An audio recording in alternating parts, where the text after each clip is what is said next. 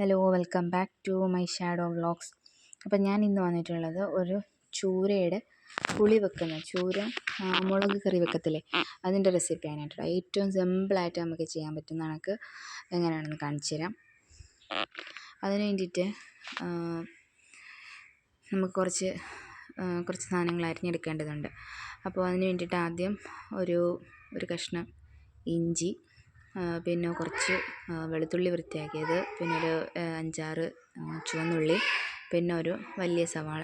അതങ്ങനെ ചെറുതായിട്ട് അരിയണമെന്നൊന്നുമില്ല, വലിയ പീസായാലും കുഴപ്പമില്ല കേട്ടോ.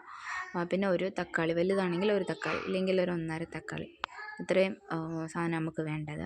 ഇനി നമുക്ക് ചട്ടി അടുപ്പിൽ വെച്ചിട്ട് എണ്ണ ഒഴിച്ചു കൊടുക്കാം.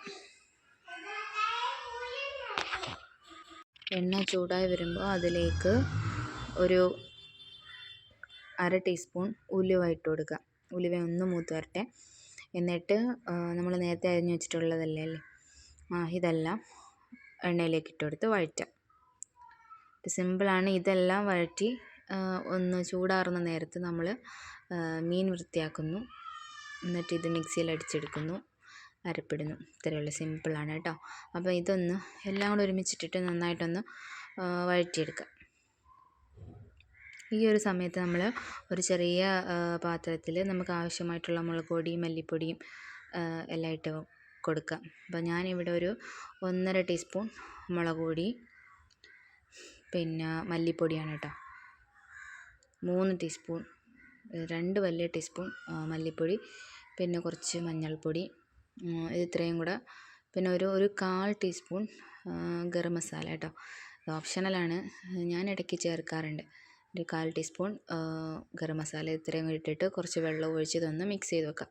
അപ്പോൾ ഇതിൻ്റെ ആ ഒരു പച്ചച്ചുവയൊക്കെ മാറിക്കിട്ടും. അതിന് വേണ്ടിയിട്ടാണ് കേട്ടോ. അതിവിടെ ഇരുന്നോട്ടെ.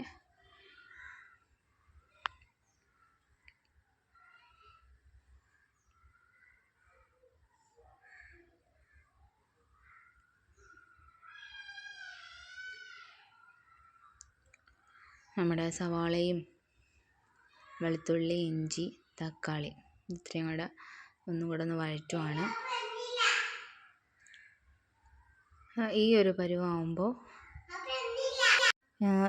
പരുവാകുമ്പോഴത്തേക്കിനും നമ്മൾ നേരത്തെ വെള്ളം ഒഴിച്ച് കുഴച്ച് വെച്ചിട്ടുള്ള പൊടികളല്ലേ, അതെല്ലാം കൂടെ നമ്മൾ അതിലേക്കൊന്ന് ഇട്ട് കൊടുക്കുവാണ് കേട്ടോ.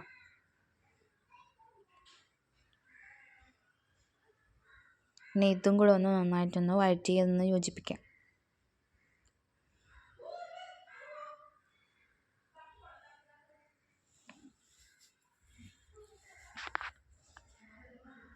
ഒന്ന് ഡ്രൈ ആയി വരുമ്പോൾ നമുക്ക് തീ ഓഫ് ചെയ്യാം. ഇനി അതവിടെ ഇരുന്ന് ആറട്ടെ. ആ ഒരു സമയം നമുക്ക് മീൻ വൃത്തിയാക്കി എടുക്കാം.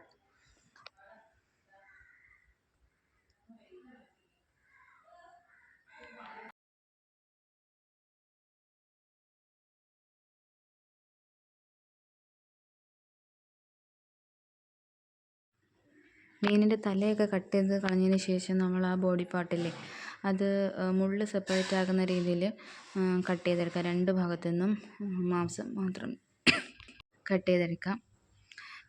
ശേഷം അത് വീണ്ടും ഒന്നും കൂടി ഒന്ന് നടുക്കുന്ന് ഞാൻ കട്ട് ചെയ്ത് മാറ്റുന്നുണ്ട് കേട്ടോ. എന്നിട്ട് എനിക്കെന്ന് പറഞ്ഞാൽ ഈ ചൂര തൊലി കളഞ്ഞിട്ടുള്ളതാണ് കേട്ടോ ഇഷ്ടം. തൊലിയോടുകൂടി എനിക്ക് ചൂര കറി വെക്കുന്നത് ഇഷ്ടമില്ല. അപ്പോൾ ഇതെങ്കിലും തൊലി മൊത്തത്തിൽ കട്ടാവുന്നതിന് മുന്നേ ആയിട്ട് ആ തൊലി മാംസം അതിൽ നിന്ന് മാറ്റിയെടുക്കാം.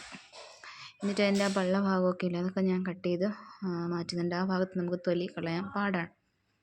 അപ്പോൾ അങ്ങനെ ബാക്കിയെല്ലാം ഇതുപോലെ തൊലി കളഞ്ഞ് മാംസം മാത്രമാക്കി എടുത്തിട്ടോ. എപ്പോഴത്തേക്കിനും നമ്മുടെ അരപ്പില്ല അതെല്ലാം ചൂടാറി. ഇനി നമ്മൾ അതൊരു മിക്സിയുടെ ജാറിലേക്ക് ഇട്ട് കൊടുത്തിട്ട് അതിനകത്ത് കുറച്ച് ആവശ്യത്തിനുള്ള പുളിവെള്ളം ഒഴിച്ച് നന്നായിട്ട് മിക്സിയിലൊന്ന് ആട്ടിയെടുക്കാം. അപ്പോൾ ഇങ്ങനെ ചെയ്യുമ്പോൾ ഉള്ള ഗുണം എന്താണെന്ന് വെച്ചാൽ നമ്മുടെ കറിക്ക് നല്ല തിക്കുണ്ടാവും. നല്ല തിക്ക് ഗ്രേവിയോടുകൂടി നമുക്ക് കറി കൂട്ടാൻ കഴിയും. അതിന് വേണ്ടിയിട്ടാണ് കേട്ടോ ഇങ്ങനെ മിക്സിയിൽ ആട്ടിയെടുക്കുന്നത്. എന്നിട്ട് നമ്മുടെ കറിച്ചട്ടിയില്ലേ, അതിലേക്ക് തന്നെ അതെടുത്തൊഴിക്കാം.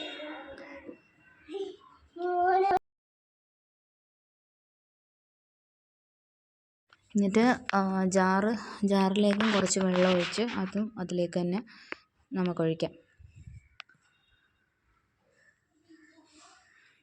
ഇനി ഒരു സ്പൂൺ വെച്ചിട്ട് ഈ വെള്ളവും ഈ അരപ്പും എല്ലാം കൂടെ ഒന്ന് നന്നായിട്ടൊന്ന് യോജിപ്പിച്ചെടുക്കാം.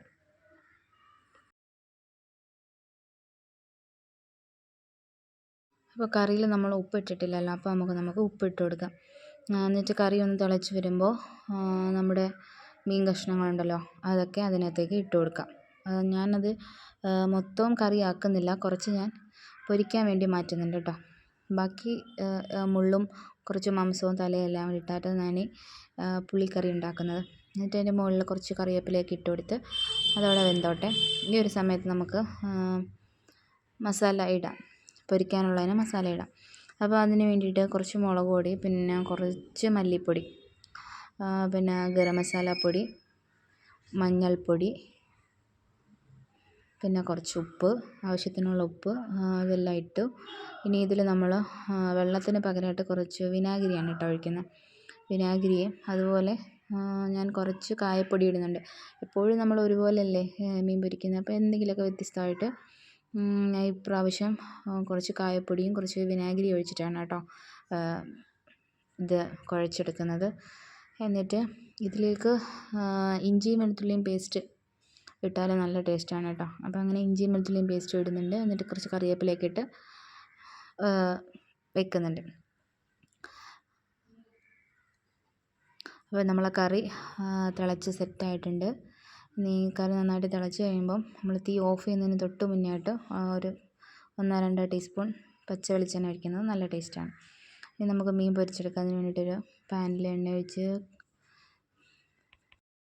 അപ്പോഴും നമ്മൾ ഞാൻ അരപ്പ് പുരട്ടിയ മീൻ മൊത്തം അതിലേക്ക് കൊള്ളിച്ചെടുക്കുന്നുണ്ട് കേട്ടോ. ഇനി മീൻ പൊരിക്കുമ്പോൾ നമ്മൾ ശ്രദ്ധിക്കേണ്ട ഏറ്റവും പ്രധാനപ്പെട്ട കാര്യം എന്താണെന്ന് വെച്ചാൽ എപ്പോഴും ലോ ഫ്ലെയിമിലിട്ടേ മീൻ പൊരിക്കാവൂ. നല്ല സമയം എടുത്തിട്ട് വേണം കേട്ടോ മീൻ പൊരിച്ചെടുക്കുക. അപ്പോഴത്തേക്കും മീനിനകത്തുള്ള ഒരു എണ്ണയും കാര്യങ്ങളൊക്കെ നെയ്യൊക്കെ വരുന്ന നമുക്ക് കാണാൻ പറ്റും. അങ്ങനെ മീനും പൊരിച്ചു, കറിയൊക്കെ ആയിട്ട് ഇതുപോലെ ഒന്ന് ട്രൈ ചെയ്തിട്ട് ഇഷ്ടപ്പെടുകയാണെങ്കിൽ സബ്സ്ക്രൈബ് ചെയ്ത് സപ്പോർട്ട് ചെയ്യണേ. Thank you.